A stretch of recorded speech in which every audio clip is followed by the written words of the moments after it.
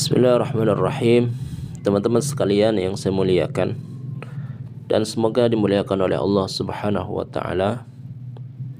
Para pemirsa, para pendengar dimanapun Anda berada, di sini saya akan bacakan tentang keutamaan Nabi sallallahu alaihi wasallam dari sekian makhluk-makhluknya Allah.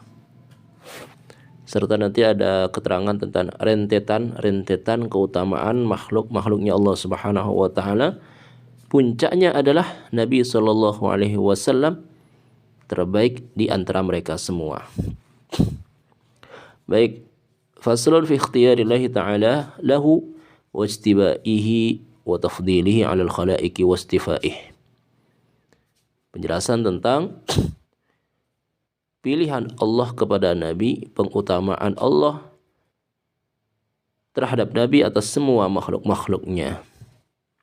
Allah Subhanahu wa taala adalah sang pencipta yang menciptakan semua makhluk.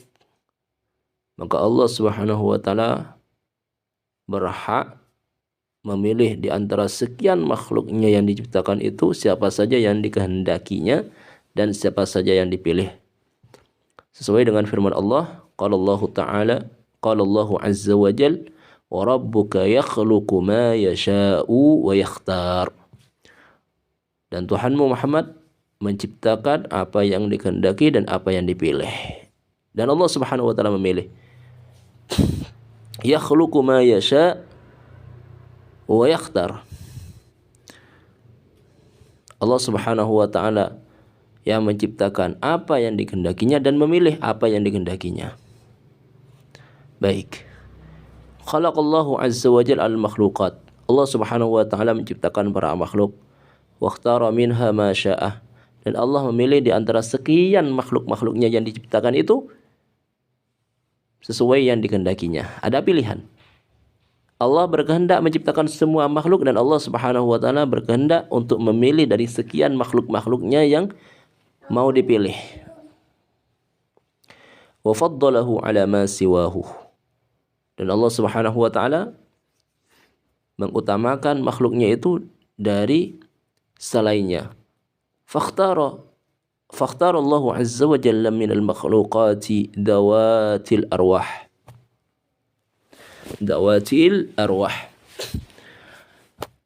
Maka Allah Subhanahu wa taala setelah menciptakan semua makhluk-makhluknya, Allah Subhanahu wa taala memilih dari sekian makhluknya yang diciptakan itu siapa?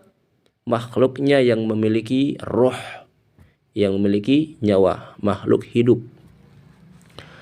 Jadi makhluk hidup lebih mulia daripada makhluk yang mati atau tidak memiliki roh. Thumma ikhtara min dawatil arwah min bani Adam. Kemudian dari sekian makhluk yang memiliki roh itu, Allah memilih manusia. Jadi ada jin, ada hayawan, ada malaikat, ada Bani Adam atau ins. Dari sekian makhluk yang bernyawa, Allah Subhanahu wa taala memilih yang namanya manusia. Summa ikhtara min Bani Adam al-uqala. Kemudian dari sekian makhluknya yang bernama manusia itu, Allah pilih di antara mereka siapa? Orang-orang yang berakal. Summa ikhtara min al-uqala'i al-mu'minina. Kemudian di antara orang-orang yang berakal itu Allah Subhanahu wa taala memilih orang-orang yang beriman. Jadi setiap orang yang beriman pasti dia punya akal. Dan tidak setiap orang yang berakal beriman kepada Allah. Summa ikhtara minal ulama al-anbiya. Kemudian dari antara semua hamba-hambanya yang beriman, Allah memilih para ulama. Dan di antara ulama-ulama itu Allah Subhanahu wa taala memilih para anbiya. Maka setiap nabi mesti ulama dan tidak setiap ulama adalah nabi. Kalau nabi mesti dia ulama. Tapi ulama belum tentu nabi. Baik, dzakara nahwahu Abul Faraj Ibnu al-Jauzi. Walamma kana anbiya'ullahi alaihi salatu wassalam. Dan ketika para nabinya Allah Subhanahu wa taala alaihi salatu wassalam safwata ibadihi, pilihan dari sekian hamba-hambanya Allah, wa khaira khalqihi, dan makhluknya yang terbaik, maka kallafahumul qiyam bihaqqih. Allah membebankan kepada para nabi untuk melaksanakan hak-haknya Allah. Jadi dari sekian hamba-hambanya Allah, manusia itu adalah para nabi. Bawahnya ulama orang-orang yang beriman, di bawahnya lagi orang-orang yang berakal, di bawahnya lagi manusia secara umum, di bawahnya lagi adalah dawatil arwah, makhluk-makhluk yang bernyawa, di bawahnya lagi makhluk-makhluk yang tidak bernyawa. Baik, maka di antara semua makhluknya Allah terbaik adalah para anbiya. Ketika para anbiya merupakan makhluknya Allah, pilihan hambanya yang terbaik, makhluknya yang terbaik, Allah membebankan kepada para nabinya itu untuk melaksanakan hak-haknya Allah. Wastakhlasahum min karamil anasir. Allah memilih mereka dari unsur yang terbaik, termulia. Wa amaddahum bi akramil awasir. Allah memberikan anugerah kepada para nabinya dengan semulia-mulianya kekerabatan atau famili. Kenapa? Jadi para nabi itu adalah dari nasab terbaik, kekeluargaan yang paling mulia. Untuk apa? Hifdzan li nasabihim min qadah, karena menjaga nasab mereka dari celah aib, wa li mansabihim min jarah, dan derajat mereka dari menjaga derajat mereka, kedudukan mereka, mansab mereka dari celaan. Litakuna an-nufus lahum awta'a wal qulub, litakuna an-nufusu lahum awta'a wal qulubu lahum aswa. Agar apa? Agar supaya jiwa-jiwa kepada mereka itu lebih tunduk dan hati-hati lebih menerima. Karena nasab para anbiya, kenapa para anbiya alaihi wassalatu wassalam nasabnya merupakan nasab yang termulia, kekeluargaan yang paling mulia, adalah alasannya untuk menjaga nasab mereka, menjaga martabat mereka dari celah, dari aib, agar supaya jiwa-jiwa yang mereka ajak, manusia yang mereka dakwahi, tunduk kepada mereka dan hati mereka lapang untuk menerima apa yang didakwahkan. Fayakunu nasu ila ijabatihim wa li awamirihim aw ta'ah. Fayakunu nas ila ijabatihim wa li awamirihim atwa'ah. Sehingga ketika nasab para nabi merupakan nasab yang termulia, kekerabatan para nabi merupakan kekerabatan yang terbaik, nasab mereka jauh dari aib-aib, maka manusia yang mereka dakwahi, manusia masyarakat yang mereka ajak lebih tunduk, akan siap menyambut ajakan mereka dan siap untuk melaksanakan semua perintah-perintah Nabi SAW, para anbiya alaihi wassalatu wassalam. Baik, qalahu Abul Hasan Al-Mawardi fi kitabih A'lamin Nubuwah wal anbiya. Kemudian tadi dikatakan bahwa para nabi itu adalah pilihan-pilihannya Allah dari semua manusia. Allah memilih di antara manusia itu adalah yang berakal. Kemudian di antara yang berakal Allah memilih para orang-orang yang beriman. Kemudian di antara orang-orang yang beriman para ulama, di antara ulama para anbiya. Kemudian pertanyaannya, berapa jumlah para nabi? Dikatakan di sini wal anbiya mi'atu alfin wa arba'atun wa ishruna alfan. Para anbiya itu jumlahnya adalah 124.000 nabi. Kemudian summa ikhtara minal anbiya. Kemudian Allah Subhanahu wa taala memilih di antara para nabi. Siapa itu? Yaitu para rasul. War rusul wahum 300 wa 13 rasula sallallahu alaihim ajma'in. Berapa jumlah rasul? Jumlahnya adalah 313 para utusan. Jumlah para nabi 124.000 nabi. Jumlah para rasul adalah 313 rasul. sallallahu alaihim ajma'in. Jadi dari para nabi yang ada, Allah memilih 313 di antara mereka menjadi seorang rasul.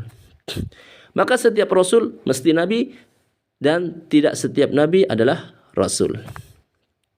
Di antara 124.000 nabi itu, Allah memilih 313-nya menjadi seorang rasul.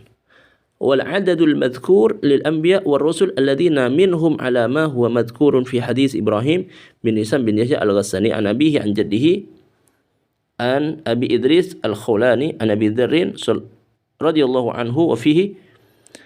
Jadi tentang jumlah para nabi, para rasul yang disebutkan tadi itu, ini disebutkan di dalam hadis yang diriwayatkan oleh Ibrahim bin Hisam bin Yahya al-Ghassani dari ayahnya, dari kakeknya, dari Abi Idris al-Khawlani, dari Abi Dzar radhiyallahu anhu.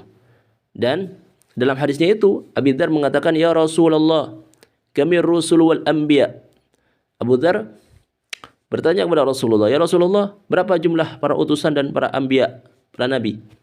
Maka jawab Nabi, "Qala mi'atu alfin wa arba'atun wa ishruna alfan." Para nabi jumlahnya 124.000. Qultu ya Rasulullah, kami rusul min dzalik. Kemudian Abu Dzar bertanya lagi, "Ya Rasulullah, di antara para nabi yang jumlahnya 124.000 nabi itu, berapa para utusan yang dipilih oleh Allah Subhanahu wa taala?" Qala, Nabi sallallahu alaihi wasallam menjawab, "Salasu mi'atin wa salasata asyara jammun ghafir." Di antara 124.000 nabi itu, Allah memilih 313-nya menjadi seorang rasul, jumlah yang banyak. Baik. Al-hadis kharajahu Ahmad bin Hanbal fi musnadihi wa Abu Hatim bin Hibban fi sahihihi wa taqaddam. Wa qala Abu Taubah Ar-Rabi' bin Nafi' haddatsana Muawiyah bin Salam an Zaid bin Salam annahu sami'a Aba Salam yaqul hadatsani Abu Umamah radhiyallahu anhu anna rajulan qala ya Rasulullah kam kanatir rusul. Kemudian dalam riwayat yang lain, dalam hadis yang lain dikatakan ada seorang sahabat yaitu Abu Umamah bertanya kepada mengatakan bahwa ada seorang lelaki. Ada seorang lelaki bertanya kepada Rasulullah, "Ya Rasulullah, kam kanatir rusul?" Berapa jumlah para utusan? Nabi menjawab, "Salasu mi'atin wa khamsata asyarah." Dalam riwayat ini Rasulullah menjawabnya dengan 315 utusan. Baik. Kemudian singkatnya, wajah Ali bin Abbas radhiyallahu anhuma annahu qala ar-rusul salasu mi'atin wa khamsata asyarah. Wa qila fi iddati rusul ghairu dzalik. Jadi di dalam jumlah para rasul itu ada beberapa perkhilafan, ada beberapa perbedaan di kalangan para ulama. Ada yang mengatakan 313, ada yang mengatakan 315, ada yang mengatakan selain itu. Ya kisaran 300 kurang lebihnya. 300, ada yang mengatakan 313, 315. Kemudian di antara para utusan itu, para rasul, thumma ikhtarallahu azza wa jal minar rusul ulil azm. Wa hum khamsatun.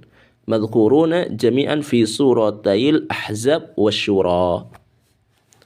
Kemudian dari para utusan itu yang jumlahnya 313, Allah memilih di antara mereka menjadi ulil azmi, orang-orang yang memiliki keteguhan yang kuat, keteguhan hati yang sangat besar. Dan jumlahnya ulil azmi ada 5 yang disebutkan semuanya di dalam 2 surah, yaitu surah Al-Ahzab dan surah Asy-Syura. Allah Subhanahu wa taala berfirman, "Wa id akhadna minan nabiyyina mitsaqahum wa minka wa min Nuh wa Ibrahim wa Musa wa Isa bin Maryam." Ketika Allah Subhanahu wa taala mengambil perjanjian dari para nabi, termasuk darimu Muhammad. Pertama Nabi Muhammad, wa min Nuh, dan Nabi Nuh, wa Ibrahim, dan Nabi Ibrahim, wa Musa, dan Nabi Musa, wa Isa bin Maryam. 5. Ini yang dalam surah Al-Ahzab. Kemudian dalam surah Asy-Syura Allah Subhanahu wa taala berfirman, qala Allah taala, syara'a lakum minad dini ma wassa bihi Nuha walladzi auhayna ilaika wa ma wassayna bihi Ibrahim. 3. Wa Musa. 4. Wa Isa. 5. An aqimud din wa la tatafarraqu fihi. Baik. Kemudian lanjut, wa fi tasmiyati ulil azmi wa iddatuhum hilafun. Wa fi tasmiyati ulil azmi wa iddatihim, begitu ya, khilafun. Kemudian tentang penamaan ulil azmi, kenapa disebut dengan ulil azmi? Termasuk jumlahnya.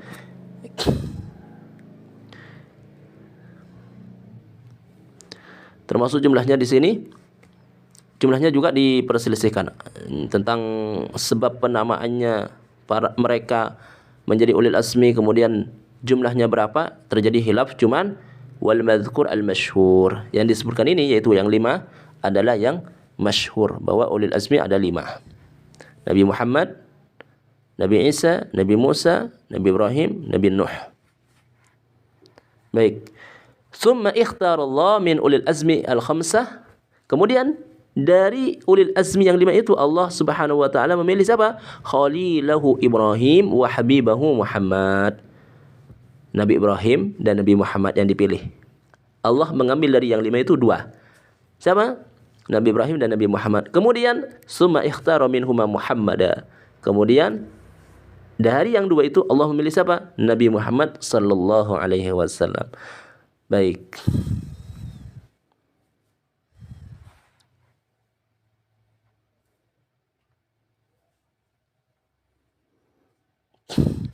Kemudian di sini qala al-Imam Ahmad bin Hanbal hadatsana Yahya bin Adam hadatsana Hamzah Az-Ziyad an Adi bin Thabit an Abi Hazim an Abi Hurairah qala khairu waladi Adam Nuhun wa Ibrahim wa Musa wa Isa wa Muhammadun wa khairuhum Muhammad. Yang terbaik di antara yang 5 ini, terbaik di antara Nabi Nuh, Nabi Ibrahim, Nabi Musa, Nabi Isa adalah Nabi Muhammad sallallahu alaihi wasallam.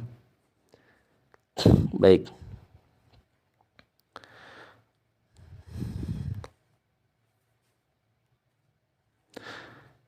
Jadi ini runtutan bahwa Nabi sallallahu alaihi wasallam adalah yang terbaik dari ulil azmi. Ulil azmi terbaik dari para rasul terbaik dari para nabi terbaik dari para alim ulama, para ulama terbaik dari kalangan orang-orang yang beriman, orang-orang yang beriman terbaik dari kalangan orang-orang yang berakal, dan orang-orang yang berakal, makhluk-makhluk yang berakal terbaik dari kalangan orang-orang yang memiliki ruh atau nyawa, dan makhluk yang bernyawa lebih baik daripada makhluk yang tidak bernyawa. Ini runtutan.